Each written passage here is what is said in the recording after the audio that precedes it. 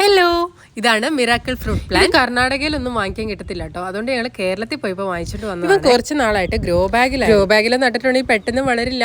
അതുകൊണ്ട് പെട്ടെന്ന് വളരാൻ വേണ്ടിയിട്ട് ഞങ്ങൾ ഇവനെ നിലത്ത് നടാന്ന് വിചാരിച്ചു. അപ്പോൾ ഞാനൊരു ചെറിയ കുഴി ഉണ്ടാക്കി അതിനെ ആ കുഴിക്കകത്തോട്ട് വെച്ച് കൊടുത്തു. പിന്നെ അത് നട്ടായിരുന്ന ഗ്രോ ബാഗിലെ മണ്ണ് തന്നെയാണ്. നല്ല ചാണകവും കോഴിവളവും ഒക്കെ ഇട്ട് നല്ല വളക്കൂറുള്ള മണ്ണായിരുന്നേ അത്. അതുകൊണ്ട് അത് തന്നെ ഇട്ട് കൊടുത്തിട്ടുണ്ട് ഇതിന്റെ ചോട്ടിൽ. പിന്നെ നന്നായിട്ടൊന്ന് നനച്ചും കൊടുത്തിട്ടുണ്ട്. മിറാക്കിൾ ഫ്രൂട്ട് അറിയാലോ, മിറാക്കിൾ ഫ്രൂട്ട് കഴിച്ചിട്ട് നമ്മൾ എന്ത് കഴിച്ചാലും കുറച്ച് നേരത്തേക്ക് നല്ല മധുരമായിരിക്കും. മിറാക്കിൾ ഫ്രൂട്ട് കഴിച്ചിട്ട് ഉടനെ ചോറിനൊന്നും പോയേക്കല്ലേ, ചോറും കറിയും എല്ലാം നല്ല മധുരം. അങ്ങനെ അത് നട്ട് കഴിഞ്ഞു. പിന്നെ ഇതാ നമ്മുടെ ഓറഞ്ചിൽ നിറച്ച് ഓറഞ്ച് കഴിച്ച് കിടപ്പുണ്ടേ. ഇത് ബഡ് തൈ കൊണ്ട് വെച്ചതായിരുന്നു കേട്ടോ. എപ്പോഴും ഓറഞ്ച് കാണും ഇതിൽ.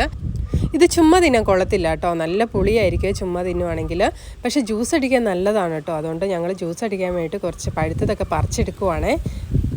അപ്പോൾ ഇത് റേച്ച്മോള് വന്നിട്ടുണ്ട് എൻ്റെ കൂടെ ഓറഞ്ച് പറിക്കാൻ. ഞാൻ എവിടെ പോയാലും എന്ത് ചെയ്താലും അവളും എൻ്റെ വാലേ തൂങ്ങി. ഈ ഓറഞ്ചിനകത്ത് നല്ല ജ്യൂസ് ഉണ്ട് കേട്ടോ. ഞാൻ റേച്ച്മോളുടെ വായിൽ കുറച്ച് ഒഴിച്ച് തെറിക്കാതിരിക്കാൻ വേണ്ടി അവൾ കണ്ണടച്ച് പിടിച്ചേക്കും. ഇന്നത്തെ ഇവിടെ ഇത്രയേ ഉള്ളൂ. Tata bye bye, see.